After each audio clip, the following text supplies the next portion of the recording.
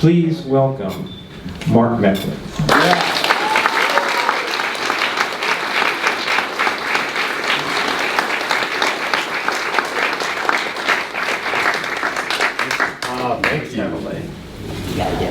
Thank you. Thank you. Okay, so before we start, I prefer not to use this. Can you guys hear me back there okay?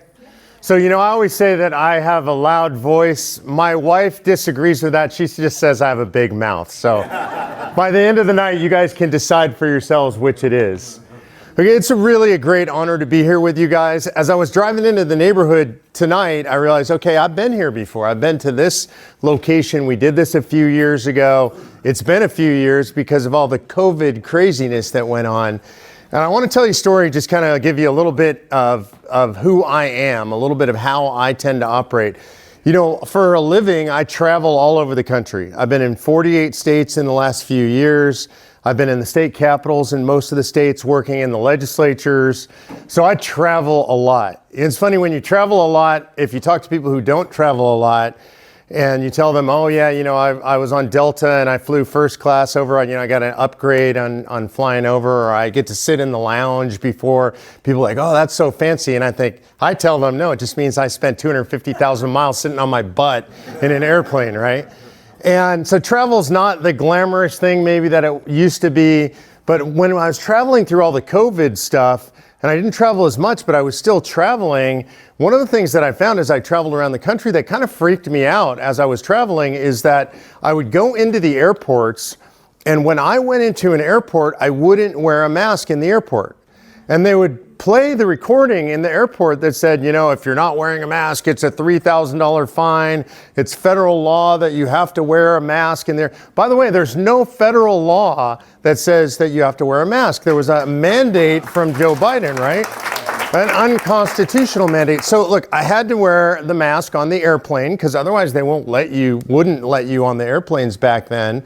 But when I would go into an airport, I'd go through TSA. I generally wouldn't put my mask on. Sometimes the TSA would say, sir, do you have a mask? I'd fumble in my pocket. Oh yeah, I got a mask. I'll see you later. And if they would let me, I'd just go straight through, and I never wore a mask in the airports. And so I would travel all over the country and be in the airports.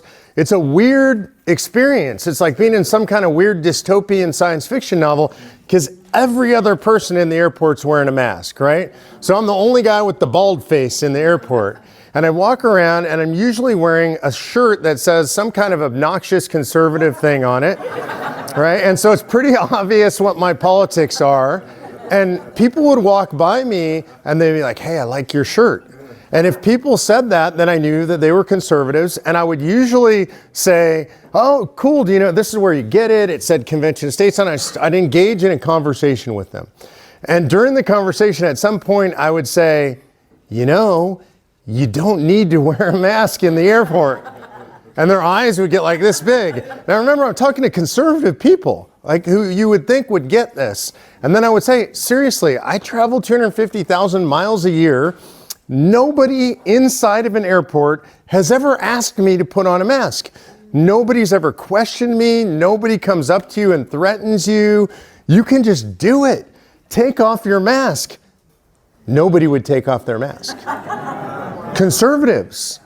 And I'll tell you, it freaked me out. And the reason it freaked me out is because I thought, what are we? Are we a nation of sheepdogs or are we a nation of sheep? And what I was worried is we became a nation of sheep. And literally, I was living proof. I was showing people you don't have to wear the mask, and they would still wear the mask. They were too scared they might offend somebody. So, what was going to happen? Somebody's going to ask them to put a mask on. How horrifying is that? And it really scared me as I was traveling around the country. So I thought, am I the only rebel? So I'm traveling around, I'm doing this all over the country, and I decided, well, I got to show people that you can do this. And so I started filming myself in every airport I went in, and I'd walk through the airport and I'd say, I'm here in Orlando, I'm not wearing a mask, you don't have to wear a mask in the airport, seriously, nobody will bother you. I'm here in Denver, I'm here in Los Angeles, I'm in New York, and I'm doing this all over the country, right? And my Instagram page starts getting all these hits on this, and people start talking about it. I go to a party, I'm at this party, and some woman walks up to me and she goes, I know you. And I said, oh yeah, and I'm thinking she's going to say Convention of States, right? And she goes, you're airport guy. Like, what? I've been doing politics 12 years. Now I'm famous as airport guy. It did really make me worried about the country, though. You know, the country is in a dark place right now. Anybody disagree with that? We're really divided in the country, right? And I hear people say all the time, we're more divided than we've ever been. It's really bad. Anybody feel that way? Okay, it's like people hate each other. You know, you got the left hates the right, you got Christians and non-Christians, you got straight and gay, black and white, and everybody, like, they're trying to make us hate each other. And it is bad in the country right now. I admit that. It's, you know, but I would say, and I think this is really important, and maybe this is something that you're not thinking about. I think whenever we live in a time, whatever that time is, that's the clearest time to us, because it's the time in which we live. And if you're looking back 20 years or 50 years or 100 years or 200 years, we're looking through a very foggy lens. And here's what I'll tell you the reality is. If you study American history, we've always been divided. It's always been like this in the United States of America. And I want to do a quick run through history because I want you guys to come away from this conversation feeling more positive. Look, is the country coming apart? Absolutely. But I'm going to make a statement about the country coming apart that might surprise you. I think it's awesome. And it's not because I'm a psychopath. I mean, I might be a psychopath. You can judge for yourself. But look, here's why I think it's awesome. Because this is how America has always been. This idea that we're all the same, that everybody should be governed the same, that we all have the same ideas, that we all have to be the same, that's crazy. That's never been what America's been about. Look, if you go all the way back before the founding of the United States of America, go back to when it was just the colonies. And in the colonies, if you look at the way the colonies felt about each other as colonies, they hated each other. Literally, it was mostly Christian sectarianism. And so the Quakers hated the Baptists, who hated, you know, so on down the line. And what they would do is they literally called each other blasphemers. And they didn't travel from colony to colony. Like, we forget this, right? People stayed in their town. It was rare for somebody to travel to the next town. To go to a big city, if you lived in a small town in the countryside, most people never went to Philadelphia or New York or something like that. I mean, they had to travel on foot or by horse if they're wealthy, maybe by carriage. Most people certainly never went to another colony. So the idea of the difference between the colonies, it was more like the difference between countries, literally. And so they didn't know each other, so they distrusted each other. They really didn't like each other. And then something happened. There's a historic event, which is you get King George becomes an existential threat, right? And Parliament and the king start imposing their will on the colonies. And when that happens, the colonies join arms and they decide they're going to fight back against this. They're going to push back against tyranny from England. And so what they're going to do is they're going to fight a revolution. And you all know the story. They join arms. They fight this revolution. It wasn't easy. It's 8 years of suffering and strife and bloodshed. And in the end, they're victorious. And America is created. The United States of America is created.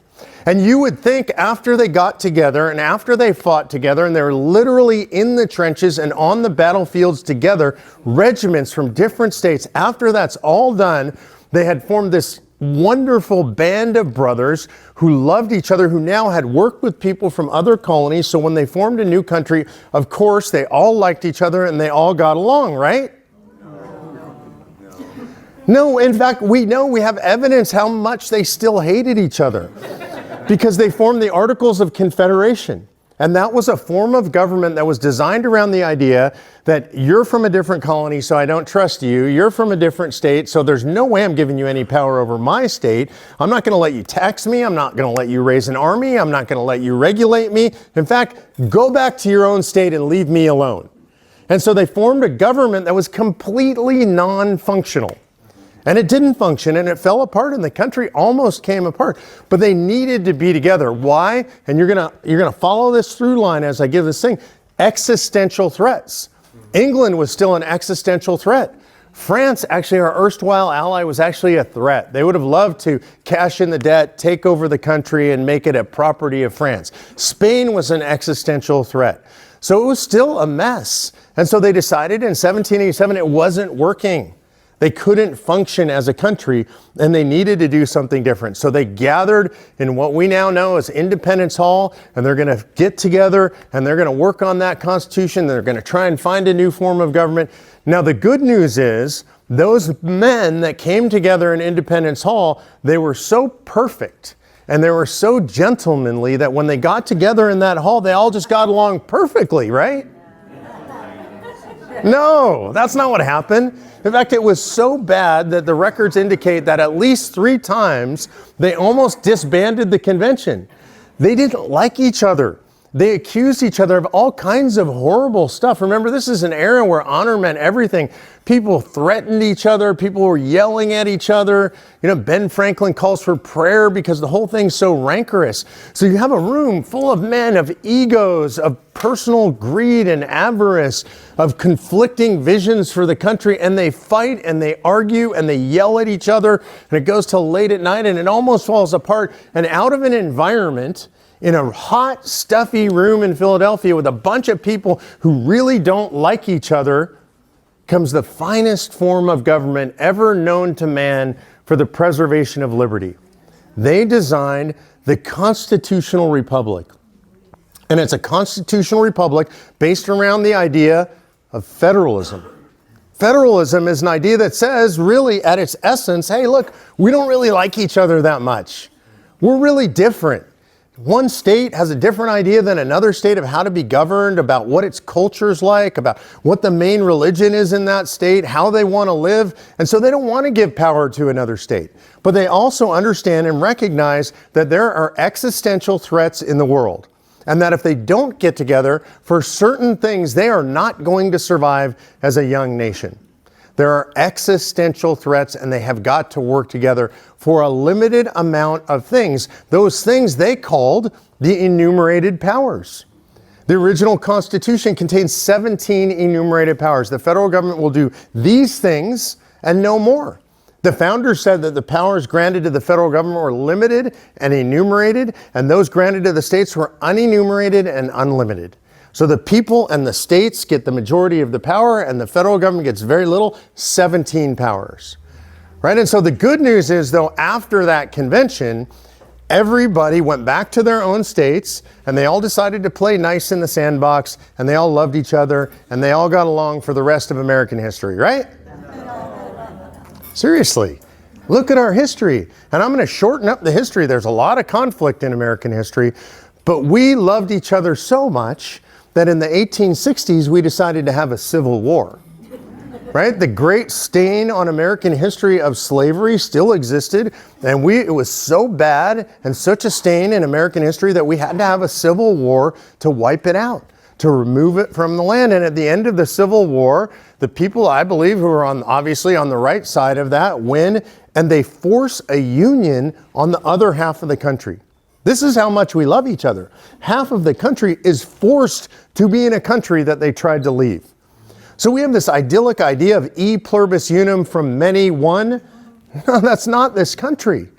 It's this country is full of people with different ideas in different regions and different states. And federalism allows that to work. So after the Civil War is fought, the Civil War is settled, you have Reconstruction. Now the good news is in American history, after the Civil War, everybody just gets along perfectly for the...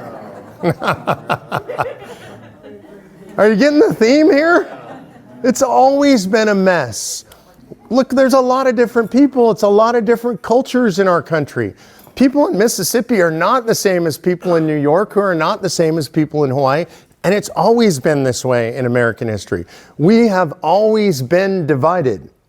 Something happens that starts to change this in the 1940s, late 1930s into the 1940s, World War II, right? And World War II does something for the first time in American history, I would argue since the Revolution, is the American people are united around a single cause. Everybody sacrifices. Everybody knows people, usually in their own family, that went overseas and fought the war. Everybody knows people who died. People are recycling. People are buying savings bonds. There's real shared national sacrifice in World War II.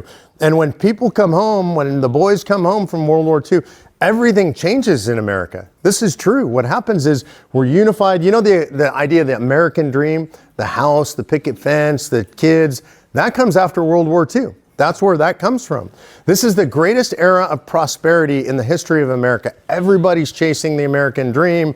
The economy grows. The country's healthy. I'm not saying everything's perfect and idyllic in the country, but this is a real time of unity in the United States of America.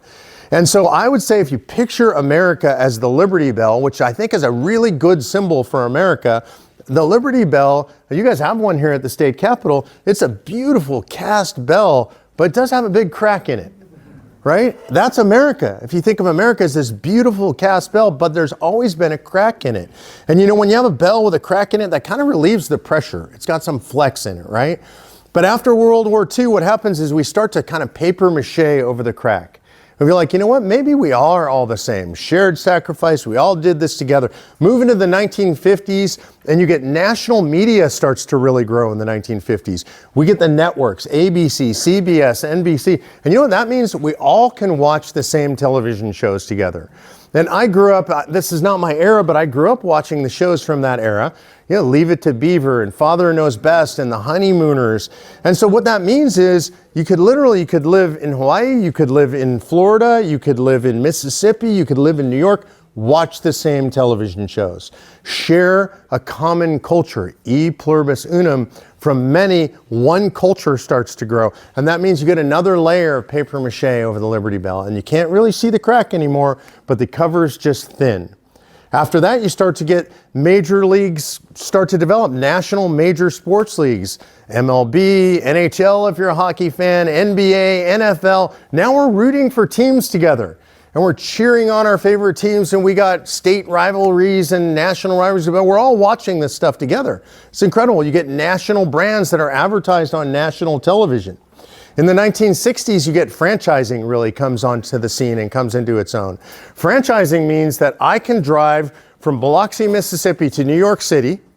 I can eat the same food. I can buy my gas at the same brand of gas station. I can buy my Lucky Strike cigarettes at every gas station, so I can smoke in my car all the way there. And when I get there, I can stay in the same hotel. And so I'd go to New York City, and now I don't feel like a foreigner in New York City because I can still eat the same food, buy the same brands. Maybe we are all one, right? So that's by the 1960s. And then you get into the 1970s in the United States, and if you're old enough to remember this, and I am, the 1970s are the era of unfettered, uncontrolled big government in Washington, D.C. Now here's a trivia question. In the 1970s, who is the champion of small government, limited government in Washington, D.C.? Nixon. There isn't one. There literally isn't one. Nobody's talking about small government. Nobody's saying, wait, what? The government's too big. It wasn't supposed. Nixon's president, and what does Nixon do?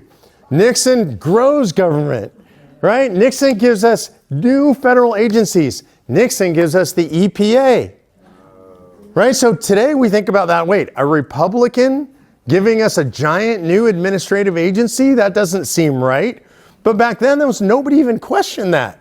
Like that was just the way it was. So in the 1970s, the era of unfettered big government. So we've reached the zenith. Why? Because we all share a culture. We watch the same movies. We watch the same sports leagues. We eat from the same restaurants. We're smoking the same cigarettes. So we're all the same. And so it makes sense to govern ourselves from one place. And that's what happens. Power starts to consolidate. This is where you get the phrase economy of scale. Well, I mean, it's bigger in Washington, D.C., and they can do all this stuff big, so they save money doing it big, right? All the smart people can be there, right? Okay, so this is what happens. But along the way, before the 1970s, in the 1960s, something happens in our culture. You have the Vietnam War, right? And so you have the peace movement around the Vietnam War. And you have people in the streets that are actually attacking police officers. They're throwing Molotov cocktails. I mean, it sounds kind of like summer 2 years ago, right? And it's getting pretty crazy. There's psychedelic drugs, there's psychedelic music, there's half-naked people protesting in the streets. And what starts to happen is the schism in the culture starts to show itself again, right? And that Liberty Bell, that paper mache over that crack starts to tear, and it starts to open up. And it's continued ever since. And so what happens is, if you go back to then, if I was an adult in the 1960s, I was a kid, if I was an adult watching this, from my perspective, look, I'm a 60-year-old white Christian Bible-thumping, gun-toting Tea Party guy. That's my perspective. If I was an adult back then, I would have looked out in the streets and thought, what in God's name is happening? Who are these people? I don't even understand this. And I know when I talk to people who were around back then, who were adults back then, who were like me, that's what they were thinking. Well, that's continued to get worse in America, this cultural schism. This is how I look at the culture today in the United States of America. From my perspective, I just described to you who I am, sort of the broad labels that fit on top of me. And I look out in the culture, and this is what I see. Okay, I look out and on the abortion issue, I see people saying, like, this is the platform now of the Democrat Party, is you can kill babies up to 9 months in the womb, well, and maybe even after they're born. And I'm thinking, that's evil. That's really bad, horrible stuff. They're saying that boys can be girls and girls can be boys, and that we should cut the genitals off young kids to make them into the opposite gender, that we should chemically castrate them, that parents have no rights to know what their kids are learning in school, that there should be pornography in the school library, that we should teach little kids that the most important thing they can know about each other and judge about each other is the color of their skin. I mean, when I was growing up, literally, the ideas of Dr. Martin Luther King were taken for granted. Literally, I mean, it was like you would say, content of your character or color of your skin. Everybody knew the answer to that question. And today that's on its head. So I look out in the world today and I look at the opposing side, the left in America today, and I think, what the hell is going on? And I look at that and I think, look, that's not just bad, that's evil. And then I think this, I'm not sure I want to live in a country with those people. I'm not sure I can. Anybody feel that way sometimes? Yes. So I want to give you a different perspective. If you're a person on the left, and you all know people like this, they look at somebody like me or a room of people like us, and this is what they think. Those people are racists, they're homophobes, they're transphobes, they're misogynists, they're Islamophobes, they're Neanderthals, they're dangerous, they're insurrectionists, they want to destroy democracy. And they're thinking and saying, I'm not really sure I want to live in a country with people like that anymore. I'm not sure I can. So America is divided. Right? But I've showed you that America's always been divided. There's never been really a long period of time in American history when we're not like this. Okay, so we come to this moment in American history. The question is, what do we do about that? There are two potential paths, as I see it. The great decoupling in the United States of America is taking place. It's not going to stop. It's only going to get worse. And the question is, what's the end game? One path, and I hear people actually come to me and suggest this. Remember, I'm a pretty right-wing guy. I'm pro-gun and all this stuff. I'm going to defend my family if it comes down to it. But people are saying, all we need to have a civil war in America. We need secession. Look, I'm from Texas. People in Texas like to talk about secession. But I got to tell you, during the Trump years, people in California like to talk about secession too, the leftists. And so people talk about secession, they talk about revolution, they talk about civil war. I saw a lot of people raise their hands who have served, who are actually veterans. There's probably combat veterans in this room. I didn't serve, I'm not a combat veteran, but I've talked to a lot of combat veterans. And I will tell you, if you say to a combat veteran, hey, all we need is a little civil war in this country, they'll look at you like you're out of your freaking mind. Because they know what that means. If you haven't been there, I've not been there, we don't know what that means.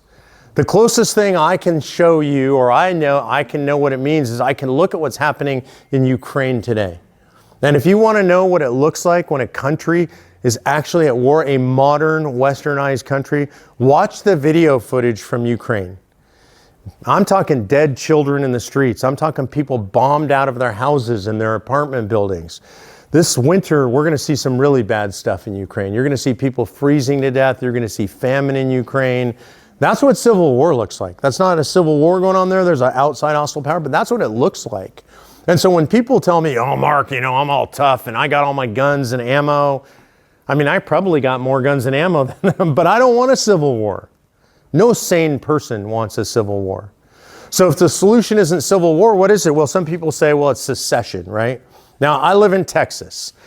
Texas thinks it's the biggest, best place in the country. It might be. I don't know. But Texas, the idea of Texas seceding, it's ridiculous. Look, there are existential threats in the world. China is an existential threat in the world. Can Texas stand alone against China? Nope. Zero chance. No state can. There are other existential threats. We got the drug cartels on the border, which is now a fully militarized zone. The drug cartels now have their own armies with military-style equipment. We got that. We literally have radical Islam that's an existential threat. We have to stick together to fight those things. So people say secession. Here's another problem with secession. I'm from Texas. Texas we think of as a red state, right? Well, except for Dallas, San Antonio, Houston, El Paso, Austin, all the major cities in Texas are blue. So what do you do about that? Texas says, well, we're a red state, we're going to secede. Do you kick all the liberal people out of the big cities? Now, some of my friends in Texas would say yes to that. It's not really a practical idea. If you look at California, which is where I'm originally from, California is a very blue state, super majorities in the legislature. You guys are familiar with that. About 85% of California's geography is red state, right? So once you get about 50 miles inland, it's almost all red. The far north state, very libertarian, but inland, all red. How do you split that? So I don't think you can split the state. So secession is not viable. Civil war is not viable, but the country is coming apart. So what do? What's the solution if those things aren't the solution? And when I started thinking my way through this problem, I did not have the conclusion in mind. It's going to sound obvious coming from me. It's going to sound like I planned this out in advance. I didn't. I was just thinking about what do we do with the country coming apart? So if you've got civil war, revolution, secession, and those things won't work, then what's the answer? And all I thought was, well, I should look to the founders, right? They knew about this stuff. They knew what it was like to live in a divided country. They knew what it was like to have a bunch of states that couldn't get along and didn't like each other. So what did they do? Oh, wait, federalism, right? Their idea was if you really don't like each other and you really can't get along, well, then just have the federal government do a very few things and give all the rest to the states and the people. Novel idea, huh? Worked for a long time. We have the longest living constitution in world history, right? The average constitution lasts for 17 years. We're pushing 250 years with our constitution, and I would argue because of this idea of federalism, this kind of loose federation of people that don't force everybody to do one thing. And the only way that you get back to federalism in the United States of America, the only way, the one way, there is no other way, is to hold a convention. Is to call a convention under Article 5 of the United States Constitution and propose amendments to take power away from the federal government. Remember I told you they have 17 enumerated powers? Well, now they have 17 million powers, right? The courts have mostly granted this power to the federal government. Federal government takes it, the court says yes and puts a rubber stamp on it.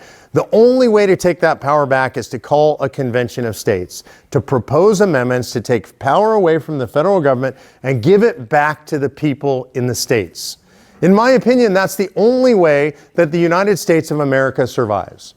Now, if we're about to have an election, and, we always say most important election in American history. Yeah, well, this one is, right? And I think each one generally successively are. And I think we're going to see, if you're a conservative, we're going to see good results. And I'm not even talking party. We're going to see people who believe in liberty, who believe in freedom, who have more of a belief in limited government, sweep into office. We're going to see a historic sea change in office. And then here's what's going to happen in Washington, D.C. I'm going to make a prediction. All right, it's pretty exciting stuff. to see all this change, that you're going to see governorships change, you're going to control the Senate's going to change, control the House is going to change, and then Washington, D.C., I predict, is going to be exactly the same. It'll slow down. The pace of decline will slow down, and I think that's a good thing. I don't want to say it's a bad thing. I'd rather see that happen, but they are not going to fix the problems. All we have to do is look at the history of our system of governance. If you go all the way back to the very first administration, the Washington administration, and go all the way through all of American history, all the way to today's administration, what you will find is every single administration in the history of the United States government has grown the size and scope of the administration, with the exception of the Coolidge administration. And by the way, history looks at Calvin Coolidge as kind of a nothing president. Why? Because he didn't start any administrative agencies. He didn't build any huge projects. He actually believed in limited government. So he's not a famous president. So if that's the history, if it's always been this way, why would we expect anything different? Right? Fool me once, shame on you. Fool me twice, 3, 4, 5, 46 times. Shame on me. And so if we think that the election is going to fix everything in this country, and don't get me wrong, we should vote, we should work for candidates, the good candidates in this room, we should support them. That's our obligation, but that's not going to fix our problems. So we have an obligation to do something more. And the founders gave us this power in Article 5 of the Constitution. I have a pretty vivid imagination, and I read a lot about the founders. I'm reading a great book that just came out about Sam Adams, such an interesting guy. One of my favorite founders, though, is Benjamin Franklin. And I love Benjamin Franklin. He was the oldest guy at the convention. This cantankerous old man, been a world traveler, which was really rare back then. He's a doctor. He was just a total Renaissance man. And I like to imagine sitting around with Ben Franklin, maybe grabbing a pint of ale in one of the old pubs in Philadelphia. And I imagine myself explaining to him all the problems we're having in America today. It'd be unimaginable to him. Can you imagine telling him about transgenderism? Oh my God. But it's simple things like, the government tells us how much water we can use to flush our toilets. You imagine the government showing up at Ben Franklin's house? Excuse me, Dr. Franklin, your outhouse? Really not built properly. And so I think if we told Franklin everything that was going on and how the federal government had gotten so out of control, and I'm sitting there with Ben and I said, Ben, we got all these problems, I think he would ask, Article 5. Did you use Article 5? Because we put it in there unanimously. We didn't even debate it. We put it in there because we knew the time would come when you would need to get your hands around the throat of the federal government. So you used it, right? What happened? And I would have to say, it's kind of hard to use it, and some people are scared of it, and I imagine him slamming that pint of ale down and saying, son, call me and tell me what's going on after you try to use Article 5. Until then, look, we gave you the tools. If you don't have the fortitude to use them, then I don't have the time for you. And I think we have an obligation to our forefathers, to the men and women and the families who sacrificed everything. Not just in the American Revolution, but in all the time since, the people who stood and fought and were willing to give their lives. There's a lot of veterans in this audience. Hawaii's full of veterans. I didn't serve. And so when my son signed up to be a Marine, it's pretty intense. A lot of you have had kids go into the military, and you watch your kids sign on the dotted line and essentially sign their lives away to the government. And I watched him take his oath. And I didn't know what the military oath was. And if you had asked me before I watched him take it, I would have thought that he was given an oath to the country or an oath to the military, to the Marine Corps, loyalty to the flag. And I was so blown away standing in that room in the recruiting office, watching him take that oath when he said, to defend the Constitution from all enemies, foreign and domestic. I was stunned. Again, this was what I was doing back then. I was involved in convention estates, and I didn't understand this. And to watch somebody take that oath, and to watch my baby, my little boy, take that oath and say that he would die defending the Constitution, it took my breath away. And when I watched him do that, what I thought to myself is, if he's willing to sign on the dotted line, that he's willing to give his life to defend that Constitution, then I will never quit. That I didn't serve my country the way he's willing to serve his country, that this is my service, that I have given an oath to defend the Constitution against all enemies, foreign and domestic, and I will never quit. And this is the method that the founders gave us.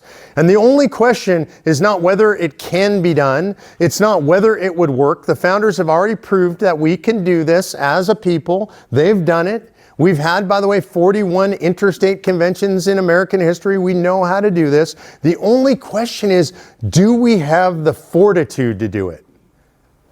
Do we stand in the shoes of the framers of the Constitution?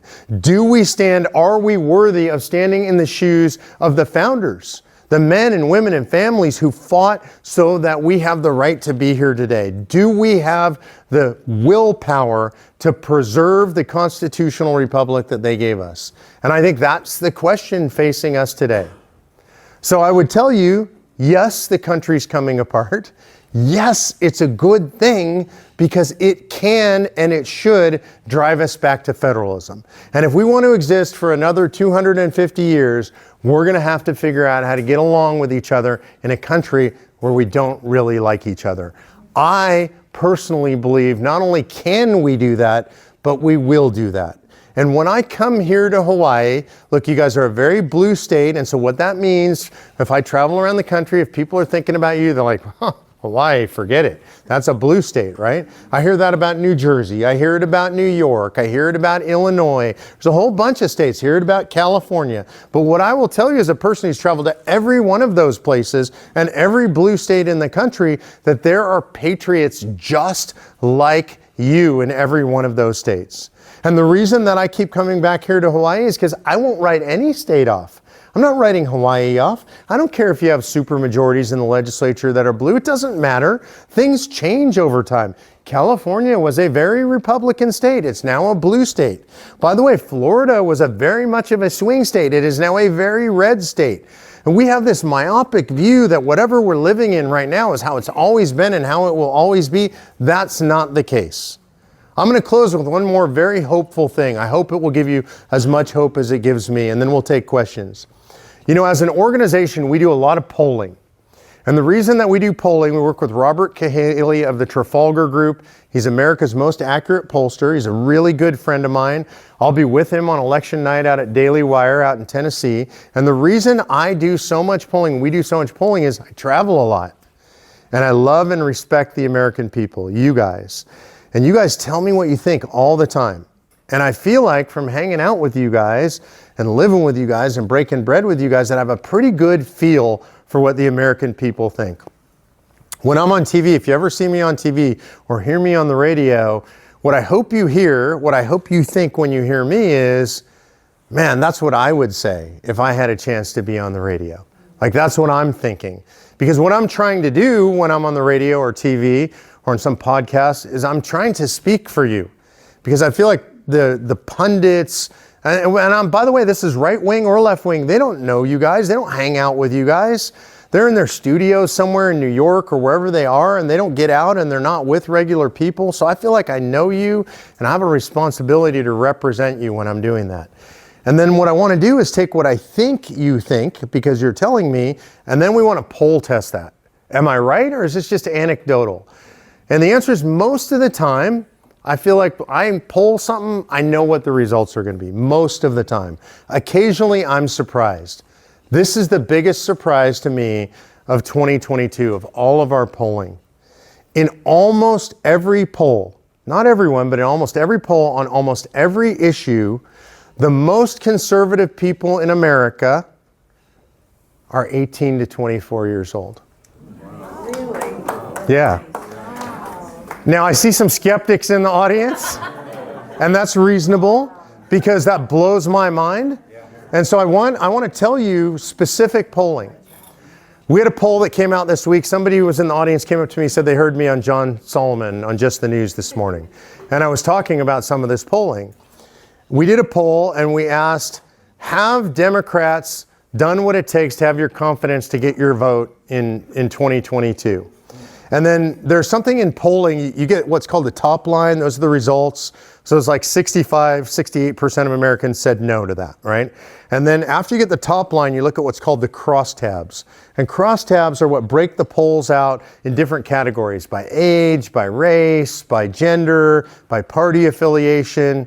And so when I looked at the numbers, and I looked at the numbers for the youngest cohort, 18 to 24, over 90% of them said no to that question. The Democrats have not done what it takes to earn my vote. Over 90%.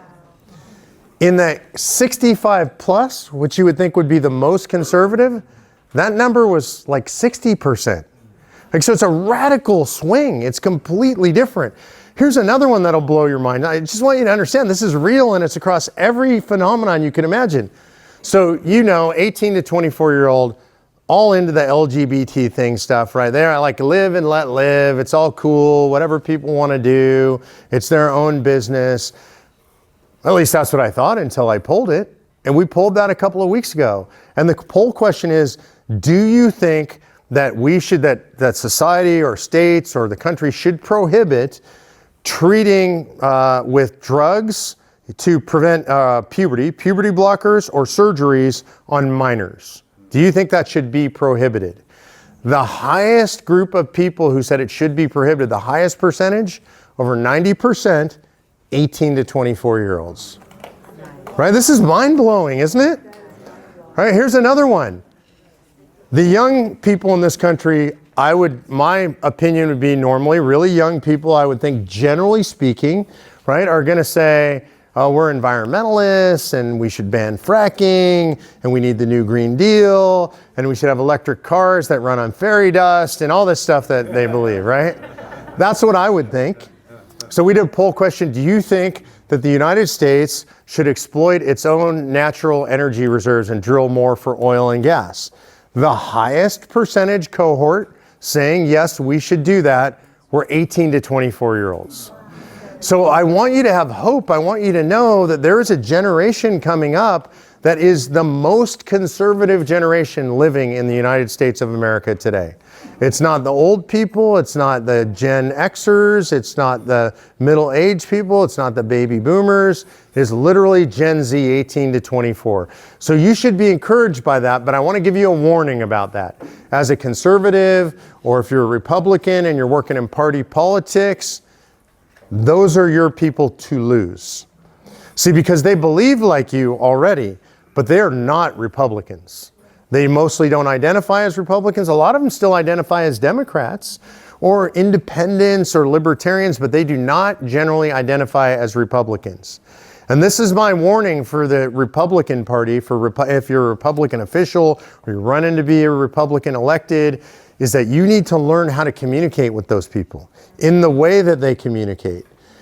I like to make a joke about the Republican Party. And I've been an independent for many years, so I can joke about all the parties. And here's how the Republican Party works with young people. It's very impressive. They say, if you will dress like an old person, we would like you to come to our old people events where we're going to do old people stuff. And it's going to be really boring for you. And you can stand in the back of the room and arrange the cookies, and maybe we'll have one of you come up and lead the Pledge of Allegiance as your honored position. And then if you stick around until you're old, we'll let you do some of the real stuff. This is how the Republican Party treats young people. It's horrifying to me.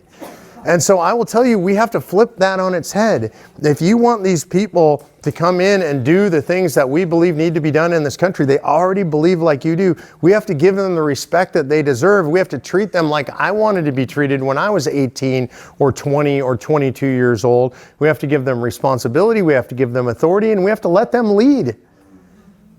One last thing. For those of us that are older, we screwed this up real bad. Right? It's on us. And sometimes I think we get a little bit self-righteous. Oh, I'm a great patriot, right? I'm super pro-life and I'm pro-American. I love the flag and I love the Constitution. And I'm 60 years old, and on my watch, this country's gone to hell. On our watch, this country's gone to hell. Well, we're worried about raising a family or having our job or building our wealth or whatever we've done. So if you're a young person and you're 18 to 24 and you're looking at people like us, you're like, I'm not so sure I want to follow you. And that's not irrational. And so we have to know this. So the country's coming apart. I'm very hopeful because I think it can take us back to the founding. And we need to look to these young people coming up who have the right values and bring them in and embrace them and elevate them. And I believe we're going to save the country. So thanks for having me tonight. And I'm happy to take questions. Thanks. Thank you guys. All right. Okay, so the best part, you guys are way smarter than me. So you'll ask questions about all the things that I haven't thought about. So we're going to take questions from the audience. Mark, you want to bring the microphone around? Maybe some people don't have as big a mouth as I do.